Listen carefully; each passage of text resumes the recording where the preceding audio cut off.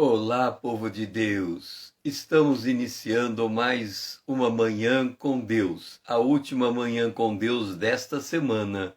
Estamos fazendo a jornada do Tabernáculo de Moisés, 6 estações, 10 minutos em cada estação, 1 hora na presença de Deus. Bom dia, Lídia. Porque Ele é o nosso Deus, e nós, povo do seu pasto, o povo que Ele pastoreia, ovelhas de sua mão, o rebanho sob o cuidado de Deus. A Arca da Aliança está pousada hoje em Hebreus, capítulo 6, o versículo 7. Bom dia, Lídia. Porque a terra que absorve a chuva que frequentemente cai sobre ela e produz erva útil para aquele por quem é também cultivada, recebe bênção da parte de Deus. Muitas vezes, para a gente ler um texto e entender, a gente tem que dar uma resumida no texto, lendo o texto. É assim: porque a terra que absorve a chuva, aí a gente pula tudo que está no meio e lê lá no fim. Porque a terra que absorve a chuva por quem é também cultivada, recebe bênção da parte de Deus. Vamos tentar entender esse texto, que ele é meio truncado. Porque a terra que absorve a chuva que frequentemente cai sobre a terra, então a terra absorve a chuva, porque a chuva cai frequentemente sobre a terra, porque a terra que absorve a chuva e produz erva útil. Então a terra absorve a chuva que frequentemente cai sobre ela, a terra produz erva útil e produz, porque a terra que absorve a chuva e produz erva útil para quem? Para aqueles por quem também é cultivada, recebe bênção da parte de Deus. Observa uma coisa. A Bíblia é a palavra de Deus. A Bíblia, no Antigo Testamento, é comparado com a água. A água cai sobre a terra. O homem é o pó da terra. Então, é a água caindo sobre o homem. A água cai sobre o homem. Aqui está dizendo, a água deve cair sobre o homem com frequência. Ou seja, o homem deve se expor à palavra de Deus com frequência. Como é que nós nos expomos à palavra de Deus? Nós somos expostos à palavra de Deus quando lemos, quando meditamos, quando ouvimos uma pregação. A fé vem pelo ouvir, e ouvir a palavra de Deus. Como hão de crer, se não há quem lhe pregue? Então, quando nós nos submetemos à pregação, a terra está sendo encharcada pela palavra de Deus. Quando a água cai sobre a terra, ela se torna apta a produzir erva útil. Erva útil é o que Jesus disse: eu vos nomeei para que vades e deis fruto, para que o vosso fruto permaneça. Então, a água cai sobre nós e nós vamos nos adaptando ou nos preparando ou nos tornando uma terra própria para o cultivo do fruto, da semente que gera a árvore, que gera a videira, que gera o fruto. Então, e aí vem: por quem é também cultivada, recebe da parte de Deus a bênção. Então, a chuva sobre a terra, ela se traduz em bênção. Então, a palavra de Deus sobre nós, ela se traduz em bênção. Quando nós lemos esse texto, nós nos lembramos do Salmo de número 1, quando diz: antes tem o seu prazer na lei do Senhor, e na sua lei medita de dia e medita de noite. Ele é como a árvore plantada junto à corrente de águas, que no devido tempo dá o seu fruto, e cujas folhagem não murcha, e tudo quanto ele faz será bem sucedido. Essa é a bênção de Deus. tudo que faz será bem sucedido. Então, a palavra de Deus, ela nos exorta a nos colocar nessa condição, a entrar numa imersão, a entrar num aprofundamento. Eu lembro que quando jovem, eu tinha recém-convertido e eu tinha tomado uma decisão que nos próximos 3 anos, eu estava com 19 anos, 19 anos, eu tinha tomado uma decisão que nos próximos 3 anos eu ia estudar a palavra de Deus o tempo todo o tempo livre eu utilizaria para estudar a palavra de Deus. E assim foi. E eu comecei a estudar e fazer cadernos e mais cadernos de anotação, abordando a palavra de todas as maneiras que eu podia abordar. E como é que eu fazia para poder entender a palavra de Deus? Imagine, nós temos 66 livros na Bíblia. Imagine que cada livro tem uma chave. Para você entender aquele livro, você tem que abrir o livro com uma chave. Qual é a chave desse livro? A chave desse livro é a mensagem central que o livro nos fornece. Então eu procurei livros que me entregassem essa chave. Por exemplo, o Pentateuco são os 5 primeiros livros da Bíblia. O Pentateuco, eu precisava de uma chave para entender ele. Porque eu precisava, Jesus disse, você examina as Escrituras para encontrar, porque elas testificam, e são elas, para encontrar a vida eterna. E são elas que testificam de mim. Então eu queria uma chave para entender Cristo no Pentateuco. Quem me deu essa chave? C.H. Mackintosh. Ele tem 6 livros. Os 6 livros um sobre Gênesis, um sobre Êxodo, um sobre Levítico, um sobre Número e 2 sobre Deuteronômio. 6 livros. Estudo sobre Gênesis, estudo sobre Êxodo, estudo sobre Levítico, estudo sobre Números e estudo sobre Deuteronômio. Eu comprei aqueles livros. Eu usei aqueles livros para que, através dos olhos daquele escritor, eu pudesse encontrar Cristo nas páginas do Deuteronômio. Então, começou a chover sobre mim. E aí a minha vida, ela foi cada vez mais sendo pautada pelas Escrituras. Eu fui aprendendo a nortear a minha vida, a dirigir a minha vida, a pautar a minha vida pelas Escrituras. Então eu aprendi a pensar por meio das Escrituras. As pessoas que me conheciam, elas ficavam revoltadas comigo, porque quando eu dava resposta, ao invés de eu falar de mim, eu falava da Bíblia, ou citava um versículo bíblico. Então elas entendiam que eu estava não sendo eu falando, mas é como se estivesse falando por uma outra pessoa.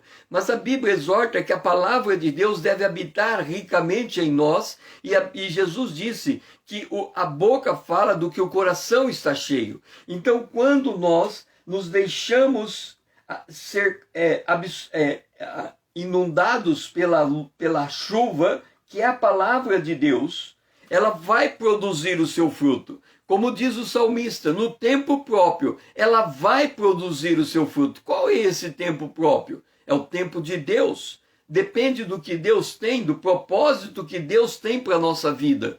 Normalmente, muitos de nós não andam baseado em um propósito divino. Eles nem conhecem que tem um propósito divino. Então eles vivem o seu cotidiano para si mesmo. Eles não buscam entender que tudo que está ali acontecendo é um molde de Deus preparando para a vida eterna, para o ministério, para ser bem-sucedido, para receber a bênção de Deus. Então é uma mudança de chave. Nós temos que mudar a chave da nossa mente. E esta mudança acontece quando nós deixamos a palavra de Deus tomar conta do nosso coração. Pai, nos ajuda, Senhor, a receber esta água viva que é a tua palavra.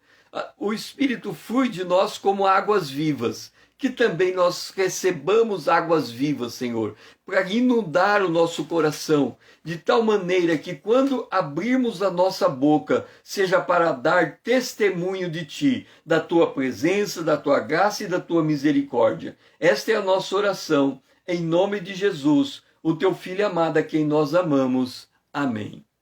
Vamos agora para o altar de ouro, que está no verso 9 de Hebreus, capítulo 6.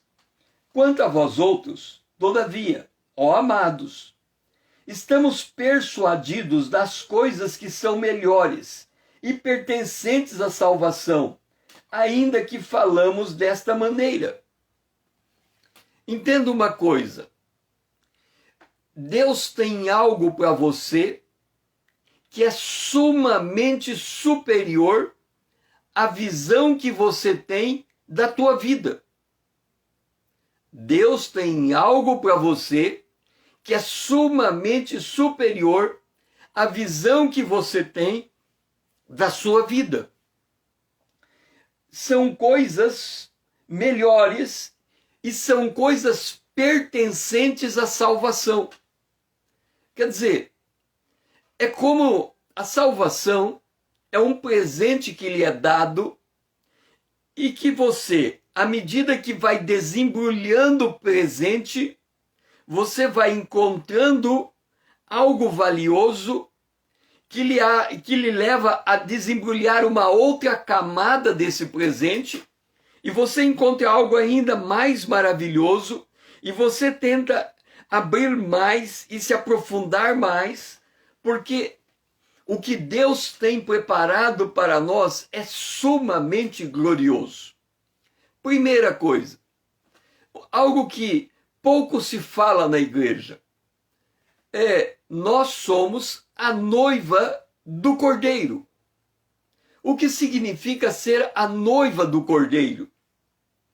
Quem ama o Cordeiro, ele tem que ter uma visão do seu amado.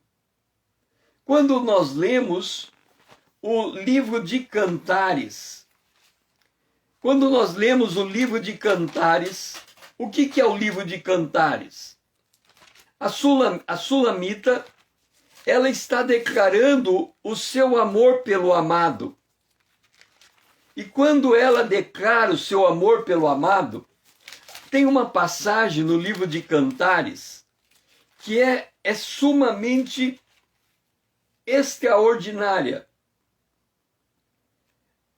Essa passagem, ela se encontra, deixe-me ver, Cântico do Salomão, capítulo 3, vamos ver se está aqui.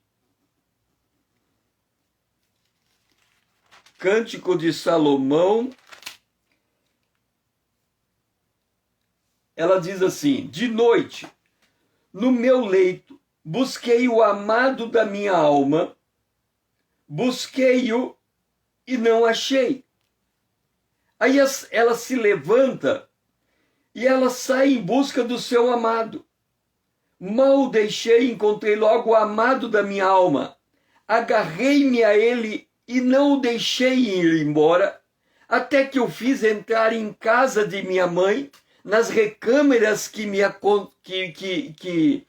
nas recâmeras daquela que me concebeu. Eu agarrei o meu amado, mas deixei-o, encontrei logo o amado da minha alma, e eu agarrei o meu amado e não o deixei ir embora. Eu trouxe o meu amado. Eu trouxe o meu amado. Aí, ela no capítulo 5, ela diz assim: eu já despi a minha túnica. No capítulo 5, no verso 2, diz assim: abre-me, minha irmã, querida minha, pomba minha, imaculada minha, porque a minha cabeça está cheia do orvalho e os meus cabelos das gotas da noite. Lembra que a palavra cai como chuva. E no antigo, e antes do dilúvio, a palavra era como orvalho que regava a terra. Aqui está o amado com a cabeça cheia de orvalho. Quer dizer, a palavra de Deus está sobre ele. E aí ela despe, ela se prepara para dormir. E quando ela ouve o chamado do seu amado, ao invés dela se levantar para se agarrar a ele, o que ela faz? Eu vou me vestir de novo? Eu já lavei os meus pés, eu vou tornar a sujar os meus pés?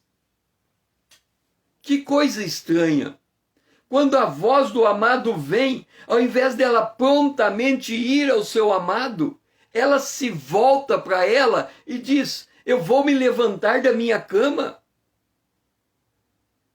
Não, eu vou voltar a dormir. Seja bem-vindo, irmão Paulo. E hoje à noite, essa madrugada, eu confesso que eu passei por isso. Normalmente, eu acordo 3 horas da manhã para fazer a live às 5 horas da manhã. Mas hoje à noite, eu fui acordado 2h30 da manhã. E eu fui acordado com uma voz que dizia: levanta. E a hora que eu ouvi aquela voz, imediatamente acabou meu sono. E eu olhei no relógio 2h30 da manhã, eu falei: mas é 2h30, eu posso dormir até 3 horas? E eu me levantei. Aí depois eu pensei: tá bom, eu vou me deitar, mas não vou dormir. Eu vou ficar acordado. E de fato eu não voltei a dormir. Eu fiquei acordado. Mas o que deveria ter acontecido é: eu deveria ter me levantado e deveria ter vindo para a oração. Mas eu titubeei como a Sulamita titubeou. Eu já despi a minha túnica, vou vestir. Quer dizer, eu já coloquei o meu pijama para dormir, eu vou tirar ele de novo. Eu já lavei os meus pés, eu vou sujar os meus pés de novo. Nós fizemos uma live e eu falei a respeito de lavar os pés, quando eu falei do espírito, alma e corpo. E falei de João capítulo 12, 13, 14, 15, 16 e 17. E falei que no capítulo 13, quando se lavou os pés, estava falando a respeito da pia de cobre. Voltarei a... Então, quando o Senhor nos chama para estarmos com Ele, imediatamente aparecem milhões de desculpas para não fazermos isso. Para voltarmos à nossa cama, para voltarmos ao nosso sono, para voltarmos... Então o mundo se torna uma grande distração. O meu amado, olha o que ela fala aqui: o meu amado meteu a mão por uma fresta, o meu coração se comoveu por amor dele. Eu levantei-me para abrir ao meu amado, as minhas mãos destilavam a mirra e os meus dedos mirra preciosa sobre a maçaneta do ferrolho. Abri ao meu amado, mas ele já tinha se retirado e tinha ido embora. A minha alma se derreteu quando antes ele me falou. Busquei-o e não achei. Chamei-o e ele não me respondeu. É por isso que o salmista diz: amado, nós esperamos coisas melhores de vocês. Essa prontidão para estar na presença de Deus, essa prontidão para ouvir a palavra de Deus, essa prontidão para se aprofundar nas coisas de Deus. Ontem, na live das 20 horas, eu falei sobre corpo, eu falei sobre alma, eu falei sobre mente, eu falei sobre coração, eu falei sobre espírito, eu falei estas coisas para a gente poder entender as dinâmicas de Deus. Mas nós temos que falar como salmista: quem deu ouvido à nossa pregação? Quem que está pronto para vir para a presença de Deus, para aprender de Deus? A igreja primitiva aprendia de Deus todos os dias. O mal está vindo, a treva está tomando conta da terra por um dedo. A voz do homem mais poderoso da terra foi calada.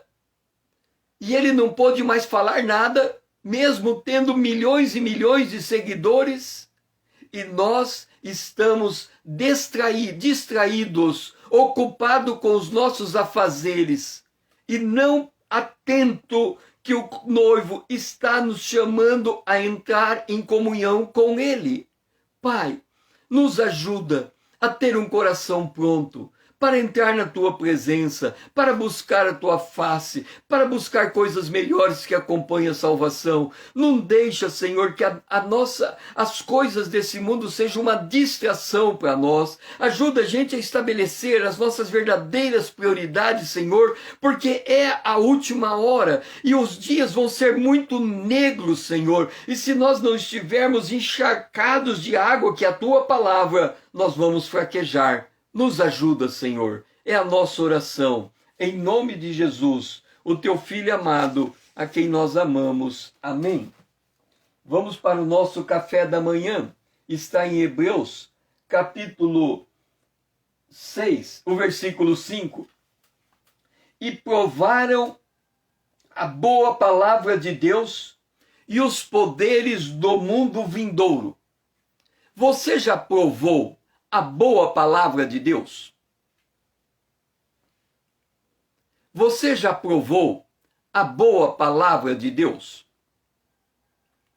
Romanos capítulo 12, verso 1 e 2, ele dá a receita de como nós provamos a boa palavra de Deus, porque ele diz, experimentar qual é a boa, agradável e perfeita vontade de Deus. Você já provou a boa palavra de Deus? O que é provar? Paulo dá a receita. Ele diz, em primeiro lugar, você tem que apresentar o teu corpo vivo como um sacrifício vivo e agradável a Deus, que é o vosso culto racional. Portanto, a primeira atitude de alguém que quer provar a palavra de Deus é se encharcar com ela. Eu não estou dizendo que você tem que me ouvir para provar a boa palavra de Deus. Mas você tem que ouvir alguém. Ou você lê a Bíblia, ou você medita na Bíblia, ou você lê um livro que fala da Bíblia, ou você assiste um pregador que está sentado na Bíblia, ou você vem até onde eu estou, aqui nessa conta do Instagram, para ouvir o que eu tenho a ensinar da Bíblia. Agora, a questão é,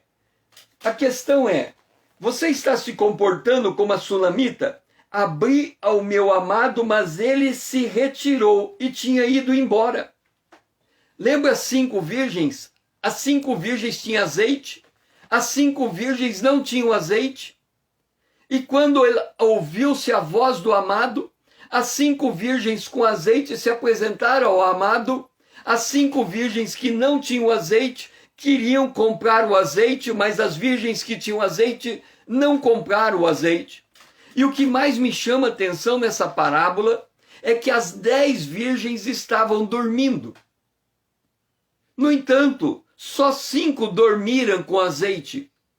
E aí eu fico me perguntando, como é que você pode ter certeza que você hoje pode dormir, literalmente dormir, e à meia-noite, no mais profundo do teu sono, você vai ouvir a voz da trombeta e você vai acordar e ser arrebatado. Como é que você pode ter essa certeza? Elas dormiram com azeite. Como é que eu tenho certeza que eu estou dormindo com azeite? Quando azeite é a representação do Espírito Santo.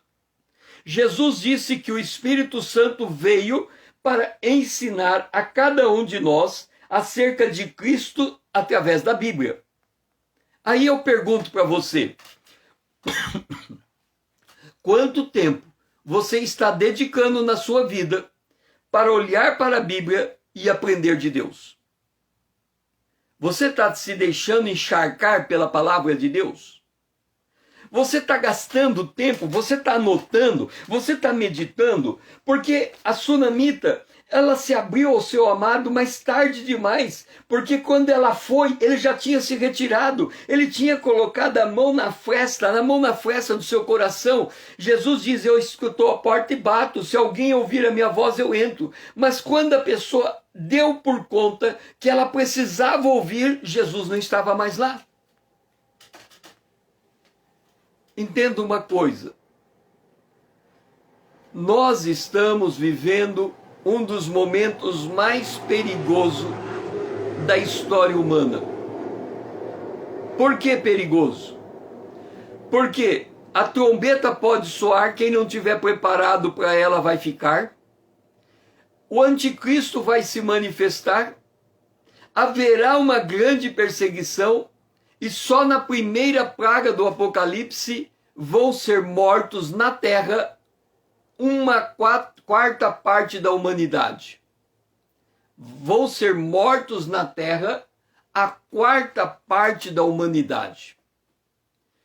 Observe o que está acontecendo hoje em uma das capitais brasileiras.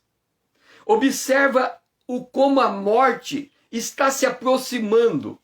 Aí você pergunta, por que tantas pessoas estão morrendo tão rápido? Por que tantas vidas estão sendo colhidas tão rápido? Deixa eu me explicar para você entender o perigo que nós estamos correndo e por que nós precisamos desesperadamente da palavra de Deus. Lá na Europa, na África, em alguns lugares, uma pregação da palavra de Deus dura 4 horas. Tem muita gente satisfeita com 5 minutos de palavra de Deus. Agora entenda uma coisa.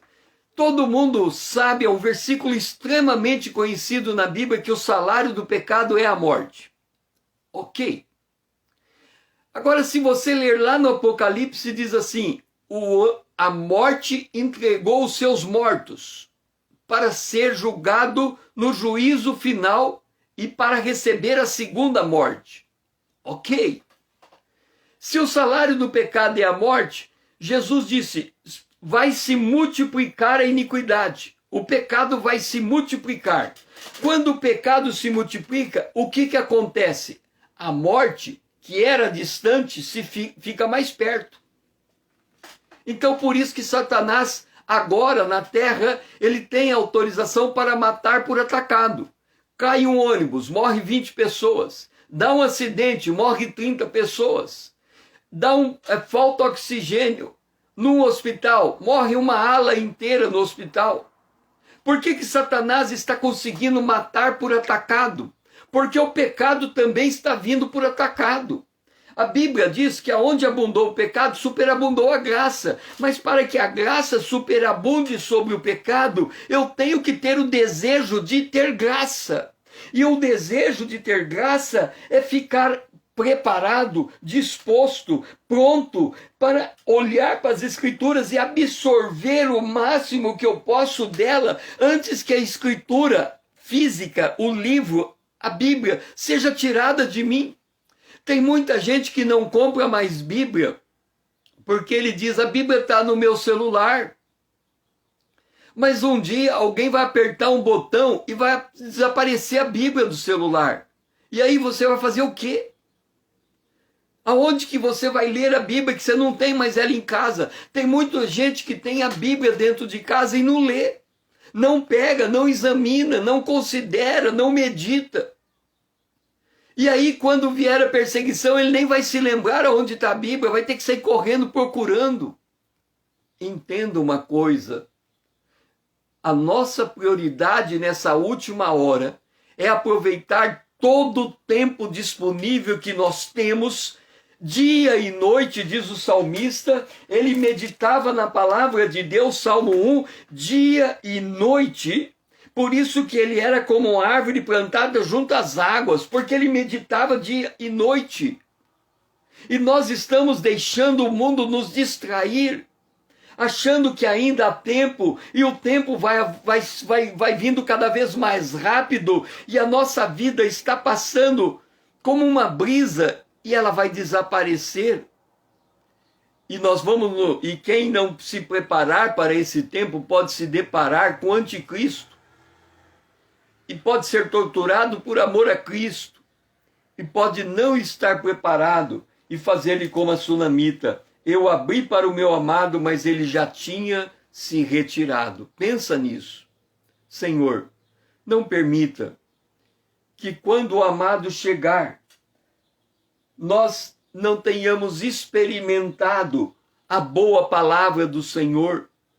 E por não termos experimentado, não estamos prontos para subir contigo. Nos ajuda, Senhor. Nos ajuda, Senhor.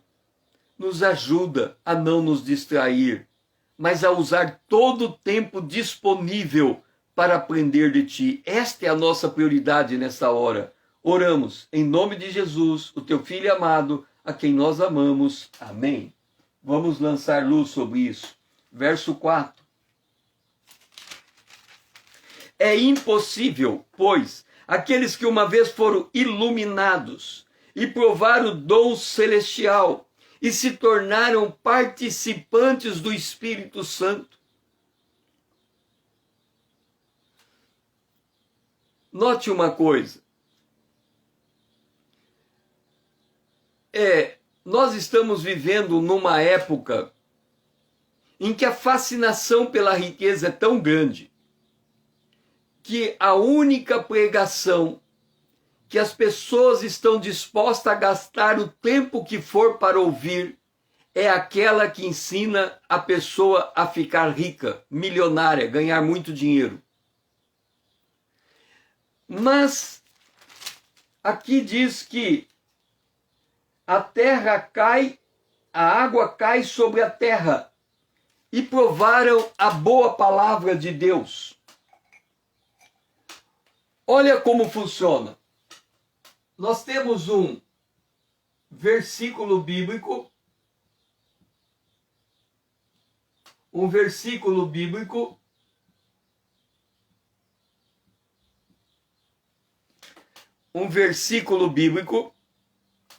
Esse versículo bíblico, ele está dentro de um contexto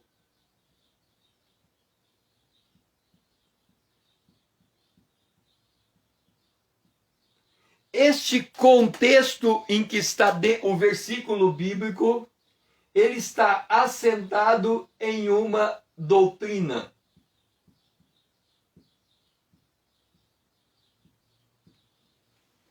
O que as pessoas estão fazendo hoje?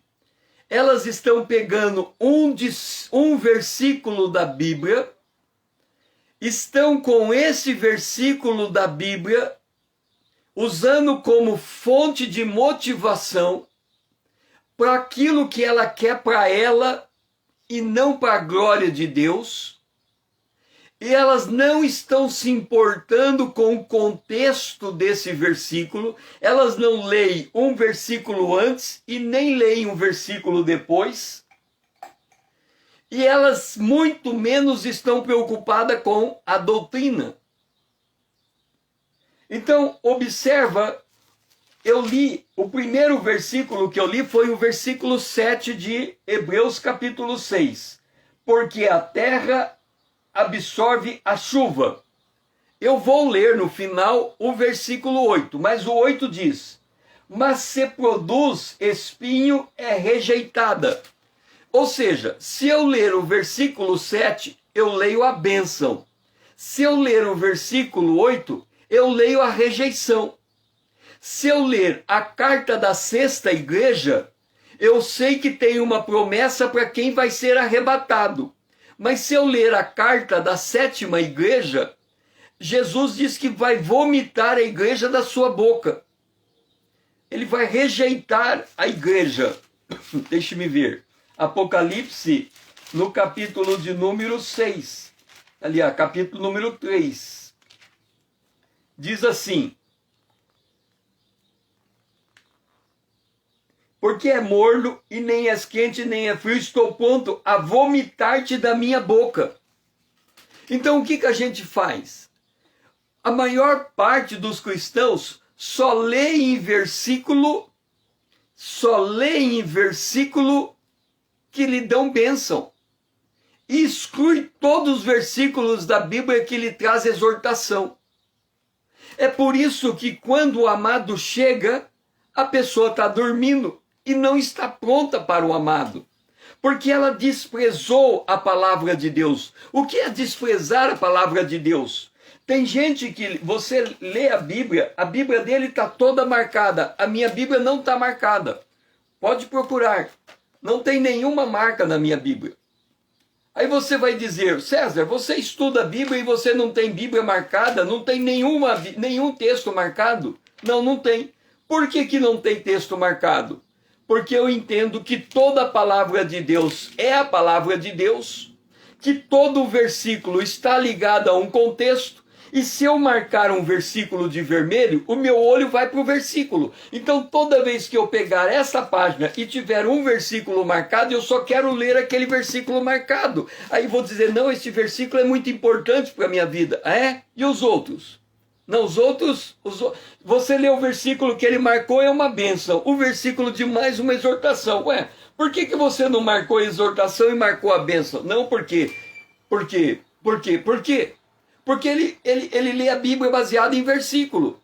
Ele lê, esse versículo é uma delícia, olha que versículo gostoso, olha que versículo. Não é Deus, ele não deixa Deus falar com ele, é ele que se acha no direito de ditar o que Deus tem que dizer. Então ele vai ler a Bíblia, pegou um versículo, marca aquele, olha que promessa de Deus, e marca a promessa. Exortação? Não, exortação deixa para lá. Outra promessa aqui, marca a promessa. Exortação deixa para lá. Marca a promessa, exortação. A exortação deixa para lá.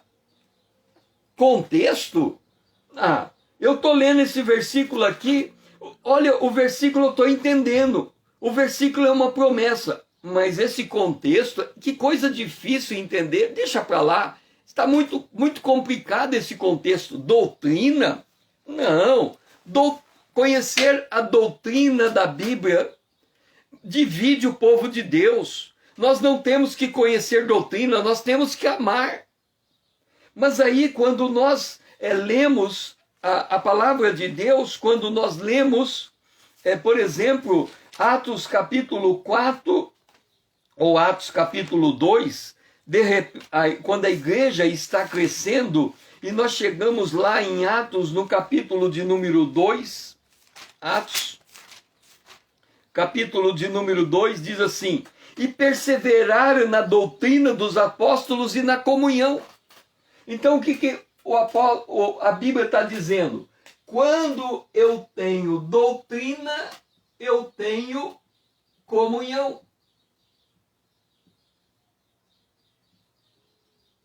Quando eu tenho doutrina, eu tenho comunhão. Comunhão. Comunhão. Quando eu tenho doutrina, eu tenho comunhão. Se eu não tenho doutrina, eu não tenho comunhão, porque eu sou sequer incapaz de reconhecer quem são meus irmãos. Eu sou incapaz de reconhecer um falso profeta, um falso apóstolo, um falso Cristo. Eu sou incapaz de reconhecer o verdadeiro noivo da igreja. Eu sou incapaz de me reconhecer como a virgem pura que está esperando o cordeiro. Então, o autor aos Hebreus diz assim, capítulo 6, verso 4, eu fui iluminado. Eu li a Bíblia me iluminou. Eu provei o dom espiritual porque o Espírito Santo está habitando dentro de mim, me selou para a vida eterna. E eu me tornei participante do Espírito Santo porque eu passei a ter uma comunhão profunda com Ele, eu passei a conhecê-lo, eu deixei Ele me liderar, eu deixei Ele me conduzir, eu deixei Ele me guiar. Então eu posso dormir porque eu tenho azeite. E as 5 virgens dormiram sem azeite, dormiram sem ser iluminadas pela palavra de Deus, dormiram sem experimentar, provar o dom celestial, dormiram sem ter um relacionamento íntimo com o Espírito Santo. Quando a voz do noivo veio, elas ficaram. Será que nós também estamos dormindo sem azeite? Será que estamos de fato preparados para o arrebatamento? Esta é uma questão muito séria. Lembra? Por um botão, o homem mais poderoso da terra ficou sem acesso à internet. Nós que somos fracote, por um botão, a Bíblia pode ser tirada do celular. E o que é que você vai ter? Você tem ela no teu coração? Ela está habitando ricamente no teu coração? Pai, nos ajuda, Senhor, a compreender a urgência da última hora. Nos ajuda, Senhor, a permanecermos fiéis diante de Ti. Nos ajuda, Senhor, a reordenar as nossas prioridades para buscar a Tua palavra. Essa é a nossa oração, em nome de Jesus, o Teu Filho amado, a quem nós amamos. Amém. Agora vamos para o verso de número 6, Hebreus, capítulo 6, verso 6. Sim, caíra, é impossível outra vez renová-los para o arrependimento, visto que de novo estão crucificando para si mesmo o Filho de Deus, expondo-o à ignomia. Para entendermos esse texto no contexto, ele está dizendo assim: é impossível que quem foi iluminado caíra, sejam de novo levantados e renovados. Há duas formas de entendermos o que está escrito aqui. A primeira é que é possível perder a salvação. É impossível uma pessoa iluminada que provou, caindo, seja renovada para o arrependimento. No entanto, quem de fato leu a Bíblia e foi iluminado, recebeu Jesus como Salvador e recebeu o dom do Espírito Santo, tornando participante do Espírito Santo, provaram a boa palavra de Deus e os poderes do mundo vindouro, porque quando nós recebemos Jesus como Salvador, nós somos justificados e somos regenerados, nos tornamos uma nova criatura. Esse tornar uma nova criatura é exatamente provar poderes do mundo vindouro. Então, é impossível estas pessoas caírem. Por que é impossível elas caírem? Porque Jesus disse: todo aquele que vem a mim, de maneira nenhuma será lançado fora. Então é impossível uma pessoa experimentar Deus nascendo de novo, cair. No entanto, o apóstolo João diz assim, o apóstolo João diz assim: porque muitos enganadores têm saído pelo mundo afora, segundo João, os quais não confessam Jesus Cristo vindo em carne. Assim é o enganador e o anticristo. Acautelai-vos, para não perderdes aquilo que temos realizado com esforço, para receberdes o completo galardão. Aí ele diz assim, em João capítulo 3.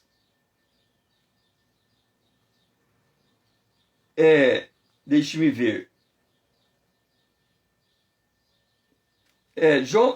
Tem uma passagem que João escreve dizendo o seguinte: eles estavam no nosso meio, mas foram embora, porque ele não era dos nossos. Eu creio que está em 1 João capítulo 3. Eles estavam em nosso meio e foram embora, porque eles nunca foram dos nossos.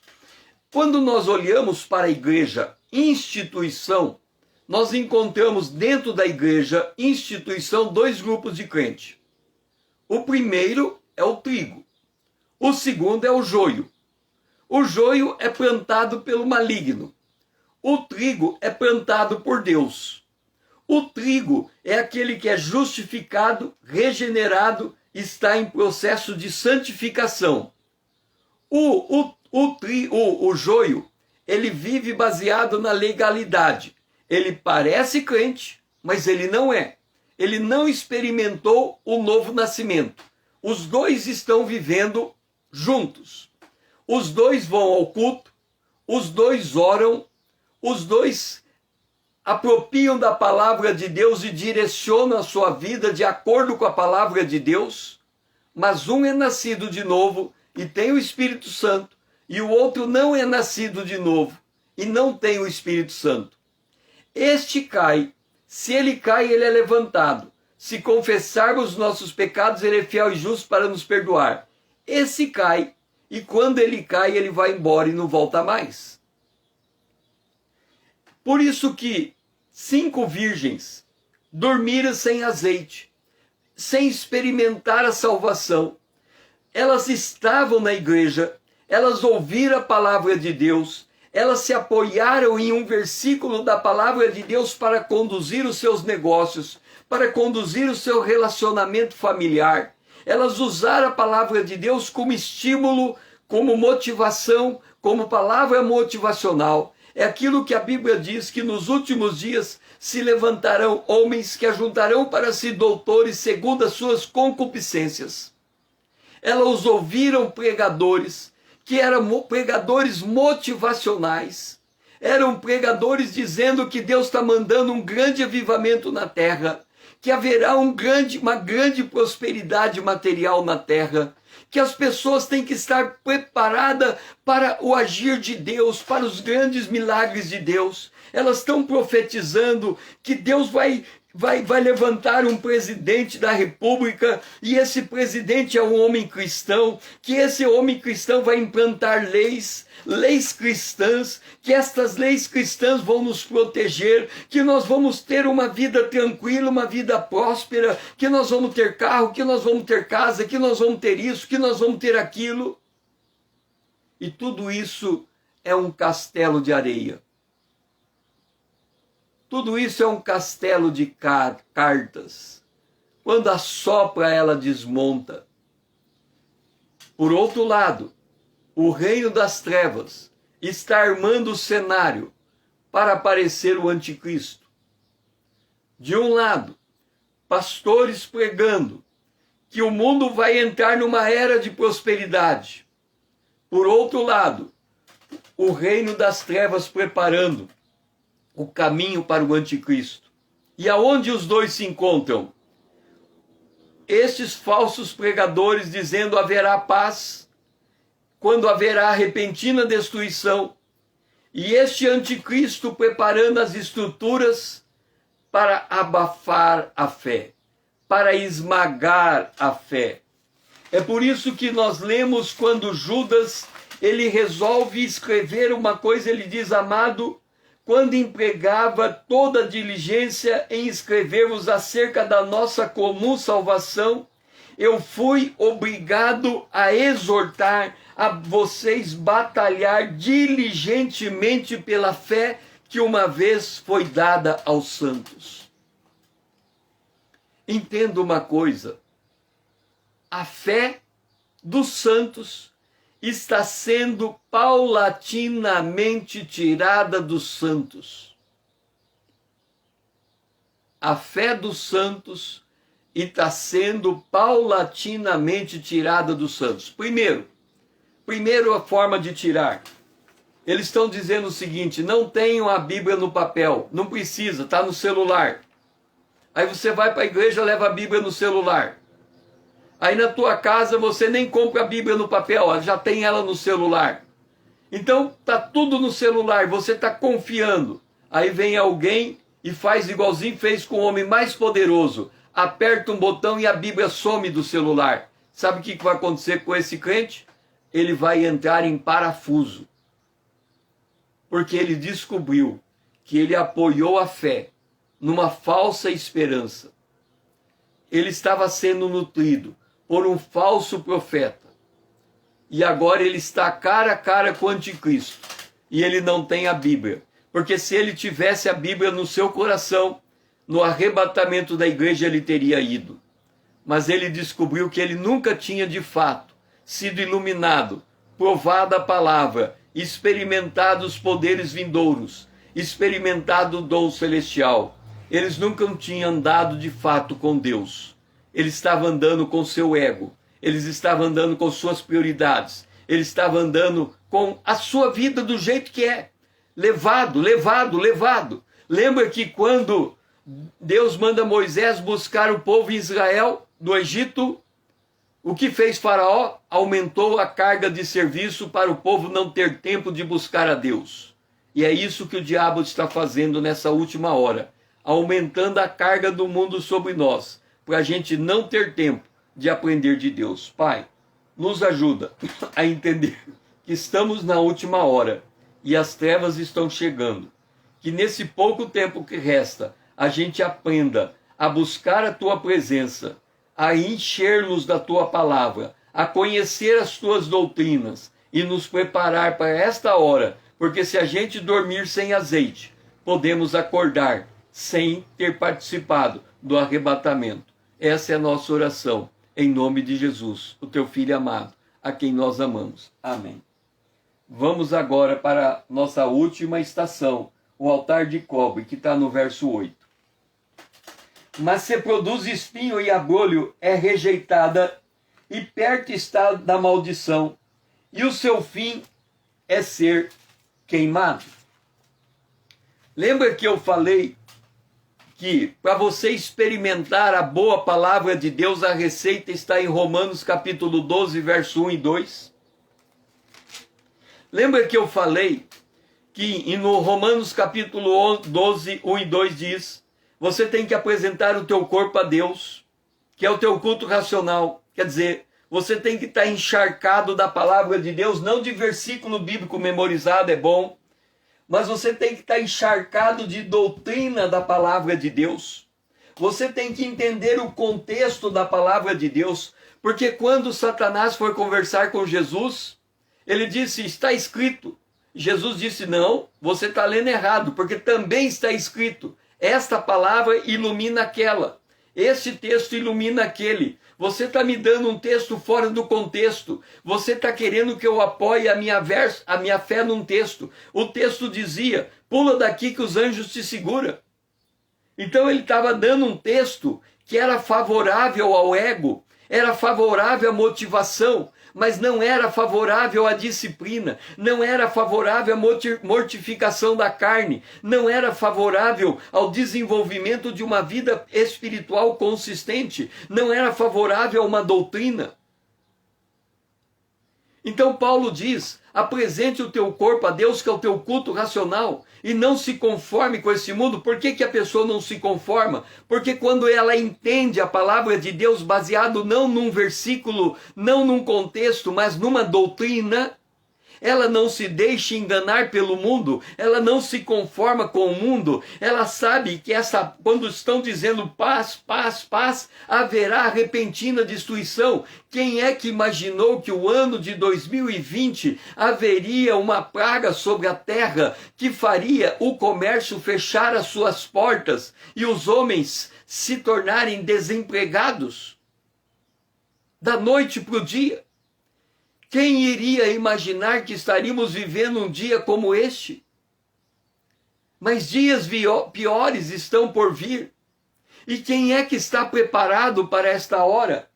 Então, Paulo diz, quando você é encharcado pela palavra, pelo culto racional, o culto racional depende de doutrina da palavra de Deus. Quando você entende a doutrina da palavra de Deus, você está encharcado pela palavra com consistência.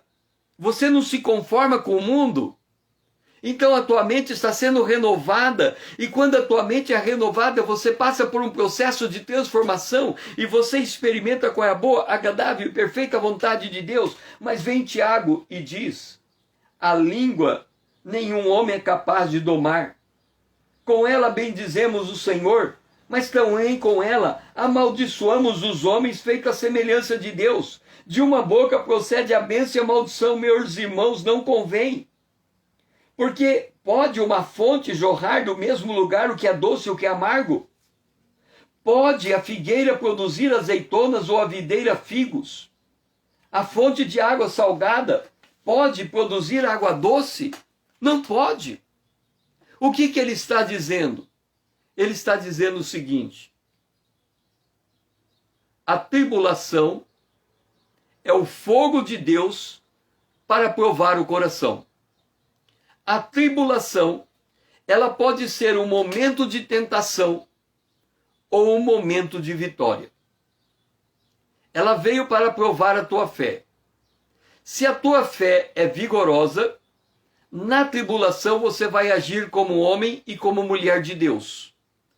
Com equilíbrio emocional, você vai agir com sabedoria, você vai agir com discernimento, você vai agir intercedendo. Por outro lado, se você for produzir espinhos e abrolhos e vai ser rejeitado, você vai agir com ansiedade, você vai agir com mau humor, você vai agir com revolta, você vai agir com depressão, você vai agir com amargura, você vai agir com desespero, você vai agir com medo. Agora vem, examina a tua vida. A tribulação é o fogo de Deus para provar o teu coração. Como é que o teu coração está se revelando na prova? Você está perdendo o equilíbrio? Ou você está esperando em Deus? Pacientemente, suportando a afronta, suportando, não dando voz ao medo, não dando ouvido ao medo. Como é que você está vivendo? Você está vivendo com medo de tudo e de todos? Você está vivendo com medo da morte que está chegando apressadamente? A Bíblia diz que Deus recolhe os seus filhos mais cedo. Quantos pastores foram recolhidos? Quantos irmãos na fé foram recolhidos? Que bom! Olha a vitória que eles tiveram. Eles foram recolhidos antes da hora, para não experimentar a hora da dor que está vindo sobre a terra. E tem muita gente com medo de perder a vida nesta última hora. Mas aonde está a nossa fé? Será que nós estamos perdendo a batalha da fé? Porque Paulo diz: aonde está, ó morte, o seu aguilhão?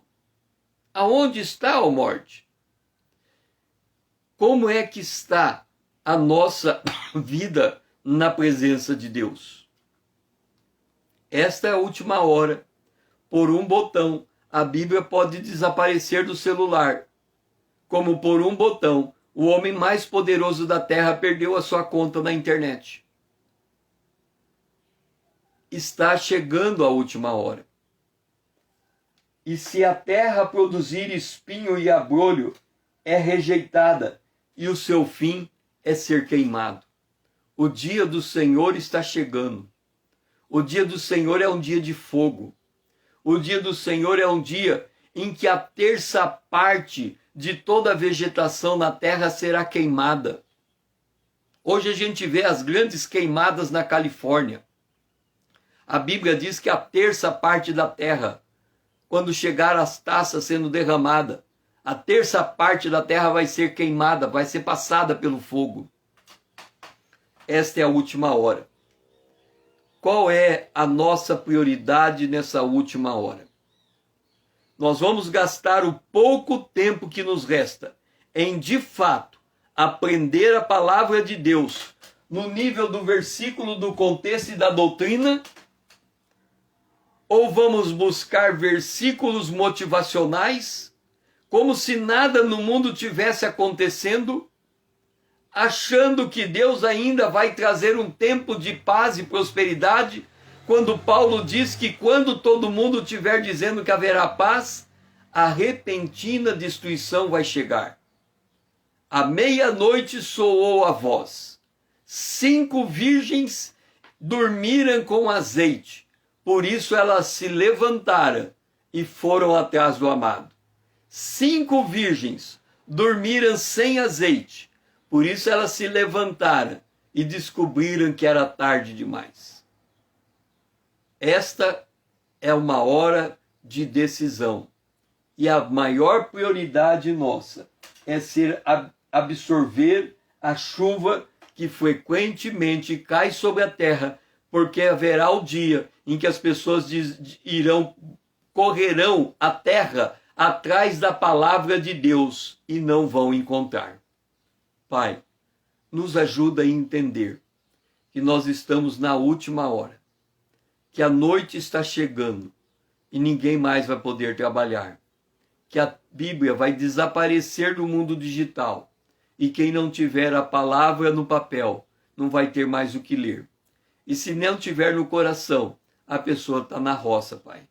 Ajuda, Senhor, nessa última hora, a definirmos qual é a nossa prioridade e, com isso, usarmos a última hora para absorver a doutrina, conhecer o contexto e entender o versículo.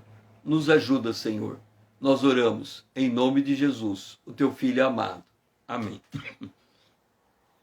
Esta é a última manhã com Deus dessa semana. Nós voltamos na segunda-feira, às 5 horas da manhã, em ponto. Foi muito bom ter você aqui junto comigo. Lembra de se inscrever no meu canal do YouTube. No meu canal no YouTube, eu tenho um canal no YouTube. Mas também se inscrever aqui no Instagram como meu seguidor. Eu estou normalmente todos os dias às 20 horas fazendo uma live. Eu tenho colocado o tema na última hora. É como maná. Eu termino de entregar vou entender qual é o próximo e qual é o próximo. Lâmpada para os meus pés e a tua palavra. Então eu estou entendendo, buscando de Deus qual é a próxima palavra que vou entregar. Então ao longo do dia eu vou descobrir. Então esteja preparado para estar às 20 horas aqui. Lembra que esta é a última hora. Não perca a oportunidade de aprender a palavra com propriedade, porque vai chegar a hora que não vai mais ter a palavra para aprender, não vai mais ter pregador para ensinar. E aí você estará consigo mesmo e com Deus. O que você tem no teu coração é com que você vai se virar diante de uma possível perseguição. A gente não sabe quão dura vai ser essa perseguição, mas nós temos que estar preparados para as horas das trevas. E a única maneira de nos prepararmos é deixar a chuva de Deus, que é a palavra, tomar conta de nós. Tenha um dia abençoado na presença de Deus.